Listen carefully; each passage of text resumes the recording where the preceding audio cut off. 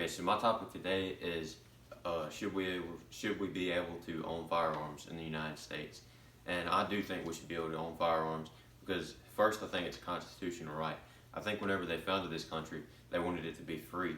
They wanted us to be able to do what we wanted to do.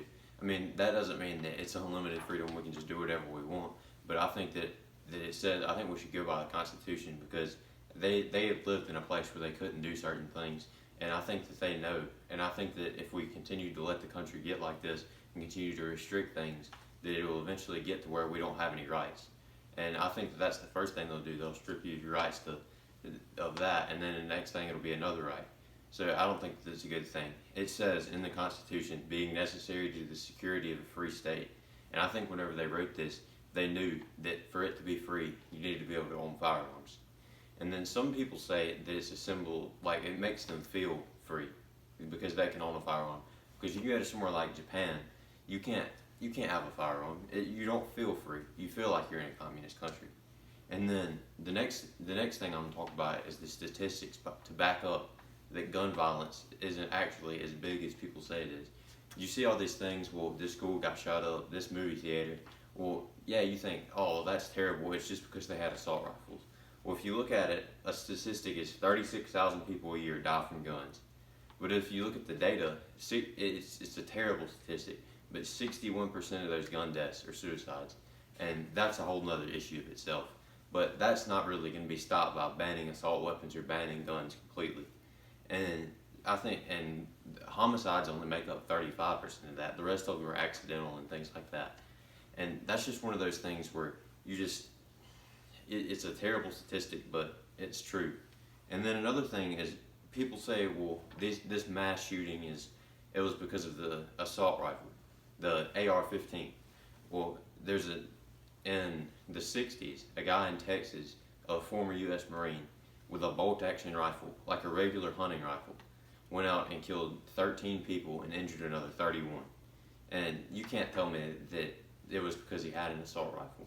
I think that's one of the craziest things I've ever heard is, well, it's because of the assault rifle, or it's because of this type of rifle, or that type of rifle. I think that in America, you should be able to own an AR-15. You should be able to own an M16. I think it goes back to that. It's part of being free. I don't think you can't be free unless you can be free to own what you want. And that's the problem with a lot of these people. They just want to take our guns away. They want to take this away. They want to take that away. And that's just not what we need to do. And I think another thing is like the statistics that I just stated. I think that a lot of people aren't educated on how gun violence, most of them are suicides. And that's a terrible statistic, but it's truly what happens. And it's something that we're trying to do stuff about, but we can't.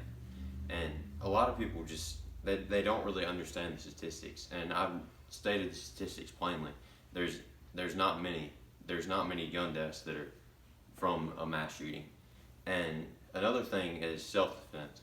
I think that self-defense is very important in America. I think that goes back to being free. Somebody breaks into your house, you need to be able to have the ability to defend yourself. And that's not just for people that can defend themselves with their hands and other things. I think that if we take that hands out of the good people, the law-abiding citizens, and the people that don't really care about the law, they're just going to be like, well, I'm going to go buy an AR-15 off the black market anyway. It doesn't make any difference to them. Just because you said they can't do it doesn't mean that they won't do it. This just means that they can't do it. And then it's like they tried to ban alcohol in Prohibition. It didn't work. They're trying to ban marijuana. People still smoke marijuana. They try to ban drugs. That's an even bigger problem. People think, well, guns is the problem. People don't understand that drugs kill way more people a year than any of that does. And that's something that we're trying to stop, but we can't. And I just think it's terrible that people think that guns are way worse than drugs. And that going back to the self-defense, everybody says, well, just because you tote a gun doesn't mean that you're gonna have somebody come up and try to attack you. Well, the news tries to tell you that. They try to tell you that doesn't actually happen. That never actually happens. But the CDC actually came out with some news that they try to kind of keep quiet on the news.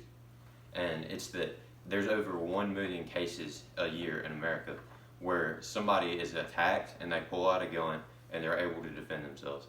And I think that's great that people can defend themselves and that somebody like a disabled person, some old man in a wheelchair, can defend himself.